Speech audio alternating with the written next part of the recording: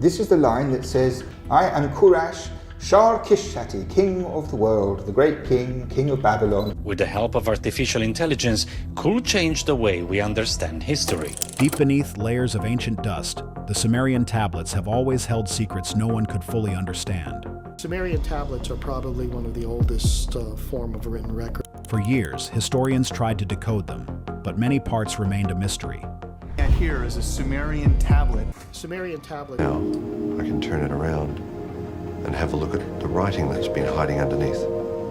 So no one's seen that writing for 4,000 or 5,000 years.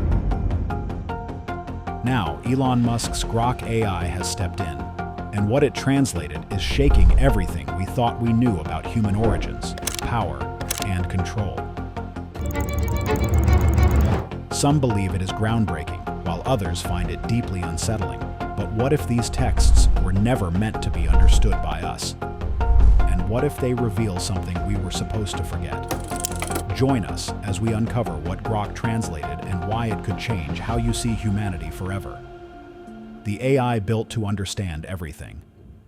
When Elon Musk launched his artificial intelligence company xAI in July 2023, he told the world its mission was not to build a smarter chatbot or a faster search engine. He said the mission was to understand the true nature of the universe.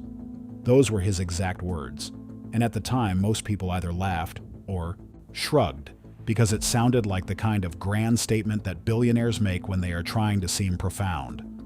But the tool xAI built to pursue that mission, an AI model called Grok, has quietly become one of the most powerful reasoning engines ever created. Musk himself called Grok 4, the latest version, the smartest AI in the world when he unveiled it in a live stream in July 2025, and then in the same breath admitted that in some ways, it is terrifying. This is the smartest AI in the world. We're going to show you exactly how and why. And it really is remarkable to see the advancement of artificial intelligence. What he did not explain in that live stream, and what most people still do not know, is that the technology behind tools like Grok represents something far more significant than winning a benchmark competition against ChatGPT or Gemini. We're going to take you through a bunch of benchmarks that Grok 4 is able to achieve incredible. This breakthrough represents the first time in human history that AI can decode the world's oldest written records and actually read them at scale. But here's where it gets really interesting. So keep watching to find out what those records actually contain. To really understand the details of what Grok translated, we need to go back to where it all started. Long before the Bible, long before ancient Greece or Rome, there was a civilization called Sumer. It appeared in the land we now call southern Iraq about 5,000 years ago. The Sumerians invented writing, built the first cities, wrote the first legal codes, and recorded everything they knew on small clay tablets by pressing a reed into wet mud to make wedge-shaped marks. And they're described as translators. Unfortunately, though, it doesn't say which languages they're translating it to. This writing system is called cuneiform, and it is the oldest form of written communication ever discovered on Earth. There are an estimated 500,000 of these tablets currently sitting in collections around the world, in museums in London, Baghdad, Philadelphia, Berlin, Istanbul, and dozens of other cities. And here is what should stop you cold. The vast majority of them have never been fully translated. Not because scholars are lazy, but because cuneiform is extraordinarily difficult to read, and the number of people alive today who can understand it fluently is fewer than a few hundred. Training an expert takes a decade or more, and there simply have never been enough of them to get through even a fraction of what the Sumerians left behind. This is exactly the kind of problem that Grok and AI systems like it were built to solve. Musk founded xAI with the stated goal of building what he called a maximally truth-seeking AI, one that would prioritize accuracy and dig into difficult questions rather than avoiding them. And while Grok itself has not been the specific tool deployed on ancient Sumerian tablets, the generation of AI technology it represents, large language models with advanced reasoning and document analysis capabilities, is precisely what researchers began turning toward the ancient clay record starting in 2023. A team of scientists from Tel Aviv University and Ariel University in Israel built a neural machine translation system trained to convert ancient cuneiform directly into modern English. Computer scientist Guy Guthers A member of that team described what they built in the simplest possible terms by saying that you no longer need to understand the ancient language at all to get what is written on a tablet. The AI does the reading for you. What would take a human scholar weeks of painstaking work, the machine could process in seconds. But that was only the beginning of what AI could do with these tablets. One of the biggest problems any researcher faces with ancient clay records is that most of them are broken. Thousands of years of burial, looting, trading between collectors, and simple physical decay mean that the majority of tablets are missing large pieces. Critical sentences in some of the most important ancient stories ever written were simply gone, replaced by gaps that scholars have argued about for generations. A team at Hebrew University in Jerusalem tackled this problem directly by developing what researchers nicknamed the Babylonian Engine, an AI system trained on over 10,000 cuneiform tablets and capable of predicting what words most likely filled the damaged sections of broken tablets based on the surrounding text. Think of it as the world's most sophisticated autocomplete, but for a language that has been dead for thousands of years. The system achieved an accuracy rate of around 90%. Ancient stories that had been incomplete for centuries could suddenly be read from start to finish. And separately, researchers at Cornell University and Tel Aviv University published work in early 2025 on a system called ProtoSnap, which could look at a photograph of any cuneiform character and correctly identify it even when the handwriting style had changed across different cities and centuries. With character recognition and translation working together, the entire pipeline from clay tablet photograph to English sentence became automated for the first time in history. However, when independent researcher Logan, known online as Preclarum, surveyed the existing databases in 2023, he found that out of over 100,000 Sumerian texts that had been prepared in a readable phonetic form, only around 4,000 of them had publicly available English translations. That is 4%. The other 96% of everything the Sumerians ever committed to clay had been sitting there in a form that only a handful of people on the planet could access. Using a custom-trained AI model, he produced a collection of around 130,000 translated cuneiform texts, making it the largest translated archive of ancient Mesopotamian writing ever assembled. For the first time, the full written record of the world's first civilization was becoming readable to the wider world. And the picture that that record paints, once you can actually read it, is not what most people expect. It raises questions about where we came from, who we really are, and whether the world we live in today was designed to look exactly the way it does. But to understand that, you have to go back to the very beginning of what these tablets say. And that is where this story takes a turn that nobody was fully prepared for. So stay with us, because what the tablets actually say is where everything changes. The origin story. We weren't supposed to read. Now that we understand what AI translation has unlocked, we have to look honestly at what it has revealed. Because the Sumerians were not just the world's first writers, they were also the world's first theologians, the first people to sit down and ask the big questions about existence and put their answers into writing. And the answers they wrote down are nothing like the creation story most people in the Western world grew up hearing. The most important Sumerian creation text is called the Atrahasis Epic, and it is ancient enough that it was already old when the biblical book of Genesis was being composed. It begins not with the creation of humans, but with a labor dispute among gods. In this story, a group of younger divine beings called the Agigi had been assigned to do all the physical work of maintaining the world for thousands of years. They dug the great canals, farmed the land, and built whatever the senior gods demanded. After thousands of years of this, they had enough. They burned their tools, marched to the palace of the chief god Enlil, and refused to work any longer. The solution to this divine labor crisis came from a wise god named Enki, who proposed manufacturing a new kind of being to take over the work. The actual text of the Atrahasis epic does not soften what happens next. It states plainly that a human being should be created to bear the yoke and take over the drudgery of the gods. A god was then sacrificed, and his flesh and blood were mixed with clay from the earth to form the first humans, so that the divine intelligence of that sacrificed god would live inside the new creatures and allow them to follow instructions. This is not a story about a loving creator forming a cherished child. This is a story about a workforce being manufactured to solve a management problem. What makes this ancient story even more layered is that the tablets describe what happened after humans were created, and it involves a conflict between two divine figures that runs through almost every major Sumerian text ever written. On one side was Enlil, the king of the gods, who treated humans the way a factory supervisor might treat a piece of equipment, useful when functioning quietly, and a problem when they began to act independently. As human populations grew over the generations, the Atrahasis epic describes Enlil being kept awake by the noise of all these multiplying humans, and his response to this annoyance escalates through drought, then plague, then famine, and finally a catastrophic flood intended to wipe humanity out entirely and start over. On the other side stood Enki, the god of wisdom and fresh water, who had created humans and consistently acted as their quiet protector against Enlil's destructive tendencies. When Enlil's floods and famines threatened to end the human race, it was always Enki who found a way around the divine council's decisions. The most famous example is the flood story itself.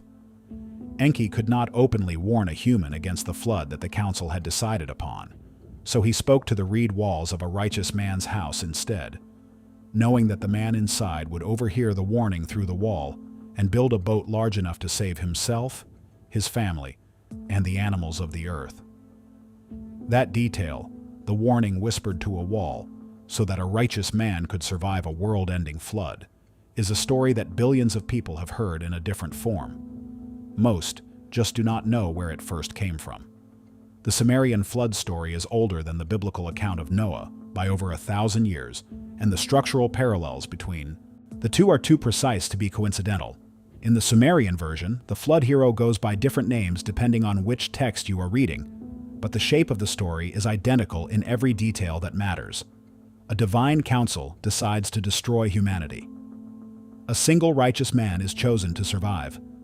He receives divine instruction to build a boat. He loads animals onto it. A great flood covers the earth for days. The waters finally recede. The boat comes to rest on a mountain. The survivor makes an offering to the gods and receives a promise that such destruction will never happen again. Scholars believe these parallels exist because early Hebrew writers absorbed enormous amounts of Mesopotamian culture and mythology during the period when Jewish people were held in Babylon. The Sumerian flood story did not travel to the Bible from a great distance and across centuries of distortion. It traveled a much shorter path through the same cultural tradition that the biblical authors were actively drawing from when they wrote their own account. The tablets that contain this story have been known to scholars for generations, but AI translation is now making it possible to read the complete, gap-filled versions of these texts in English for the first time, and the picture they paint of the relationship between gods and humans is consistent and troubling throughout. At this point, it is worth addressing directly one of the most popular theories about these tablets, because it shapes how millions of people think about ancient Sumeria, and it deserves an honest answer.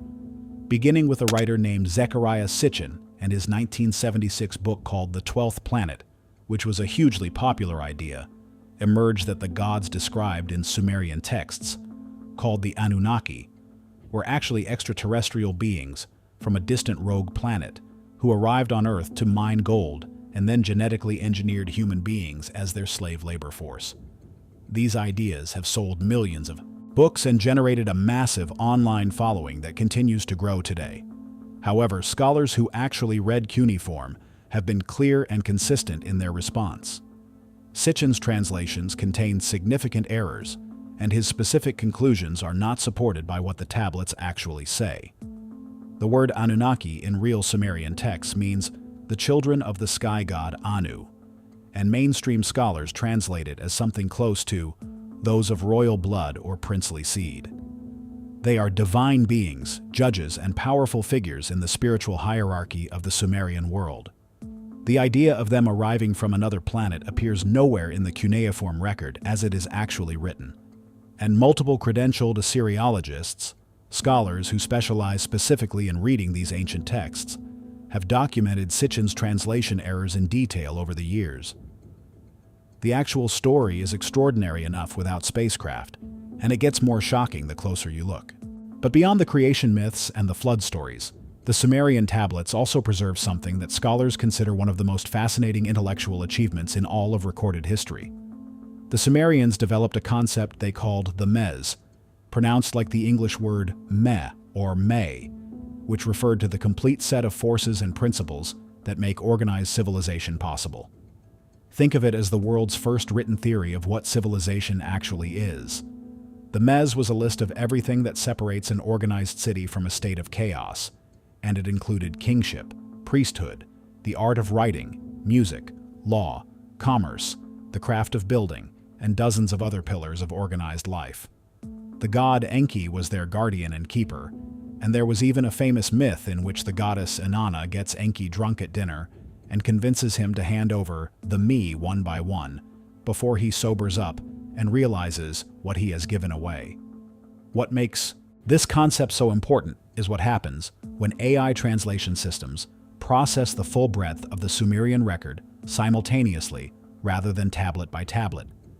They begin to reveal that the language used to describe the me's, the language used to describe why certain people hold authority and others do not, runs through every single category of Sumerian writing from the grandest religious epics all the way down to the most mundane daily administrative records.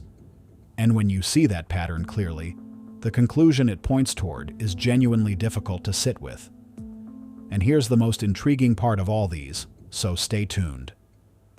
The terrifying conclusion that was written in clay before civilization even had a name. The Sumerian civilization was organized into one of the most strictly layered social pyramids in all of ancient history. At the very top sat the king and the high priests, who claimed that their authority came directly from the gods. Below them sat administrators, military commanders, and the managers of the great temple estates. Below them sat ordinary people, the farmers, craftspeople, and merchants who kept the civilization running. And at the very bottom sat slaves, many of them prisoners captured in war, who performed the heaviest physical labor with no rights and no recourse. On its own, this is not surprising. Many ancient civilizations were hierarchical. What makes the Sumerian case uniquely disturbing is not the existence of the hierarchy, but the religious framework that was built underneath it to hold it in place. Because the Sumerian creation story did not merely describe different roles in society as a practical arrangement that had developed over time. It described those roles as having been intentionally designed into human existence from the moment of creation by the gods themselves. This is also the right moment to address the popular theory of Nibiru, because it is one of the most widely shared ideas in content about ancient tablets, and it deserves the same honest treatment we gave the Anunnaki claim. The word Nibiru is real, and it does appear in Sumerian and Babylonian astronomical texts. But Dr. Michael Heiser, who holds a doctorate in Hebrew Bible and ancient Semitic languages, and spent years analyzing every known cuneiform reference to that word, found something very different from the popular theory. In the actual textual record, Nibiru refers to four things: the planet Jupiter, the planet Mercury, the god Marduk, and a fixed star used as an astronomical reference point. In every instance, it is a term connected to observable celestial events. It never refers to a rogue planet approaching Earth on a 3,600-year cycle, bringing civilizational collapse. That concept was constructed almost entirely by Sitchin and exists nowhere in what the tablets actually say. What is real and genuinely impressive is that the Sumerians were extraordinary astronomers for their era. They developed the base 60 number system that the entire modern world still uses today. Every time we look at a clock and see 60 seconds in a minute and 60 minutes in an hour. They tracked the movements of planets and recorded lunar cycles with precision that modern historians of science have verified. That is a remarkable intellectual achievement, and it happened entirely within the framework of a human civilization that was brilliant in some ways and brutal in others. No visiting planet is needed to explain it. But here is what the accurate translation actually reveals. And this is the part that will genuinely unsettle you. When AI systems process the full Sumerian written record at scale, not cherry-picking dramatic passages but reading everything simultaneously across hundreds of thousands of documents, A pattern emerges that no individual human scholar could have spotted, simply because no one person could read that many tablets in a lifetime. The theological vocabulary that appears in the creation myths describing humans as beings made to serve also appears in the labor records that describe workers receiving their daily rations from the temple. The religious language that explains why kings hold divine authority is the same conceptual framework that appears in the legal documents determining who owns land and who owes labor to whom. In the Sumerian world, the social pyramid was not described as something humans had developed gradually over time, as some people happened to accumulate more resources than others. It was presented as the original design, built into the structure of creation itself by the gods, who made human beings in the first place. And that meant the question of who bears the heaviest load was not a social or political question that could be argued about, reformed, or overturned. It was a cosmic fact, as permanent and as natural as the two great rivers that made Sumerian civilization possible. When you build a civilization on that kind of foundation, the idea that inequality is divinely intended becomes embedded in every institution, every law, every ceremony, and every story that civilization ever tells about itself. And here is the deepest reason why any of this matters today. The Sumerian civilization did not end and disappeared without trace. It is the root from which virtually all of Western civilization grew. The concept of a king receiving his authority directly from the gods traces back to Sumerian royal theology. The idea that certain classes of people exist to govern and others exist to labor has its earliest written expression in the Sumerian creation mythology. The flood story that billions of people around the world still read in their scriptures today was first committed to clay by Sumerian scribes 5,000 years ago. These are not coincidences or interesting historical parallels. They are direct inheritances passed down through Babylon to the ancient Near East, to the cultures that built the world we live in now. And what the AI translation of the Sumerian record is making visible at genuine scale for the first time in human history is just how thoroughly those foundational ideas shaped everything that came after them. Every society that has ever told its people that the gap between those who rule and those who serve is natural, inevitable, or divinely ordered has been repeating a story that was first written on clay tablets in the world's first civilization. Musk built Grok to seek truth and understand the universe. The universe, as it turns out, has been trying to tell us something for 5,000 years. AI did not uncover a hidden secret. It helped us finally read clearly what was written on the clay all along. And what was written there is a mirror. Whether we are willing to look into it is a different question entirely. So, what are your thoughts on this? And if the Sumerians were right that humans were created to serve a higher power, does that change how you see the world you are living in right now? Let us know in the comment section below. If you enjoyed watching this video, make sure to like, share, and subscribe to our channel for more. Also, click the next video shown on your screen. You will enjoy it.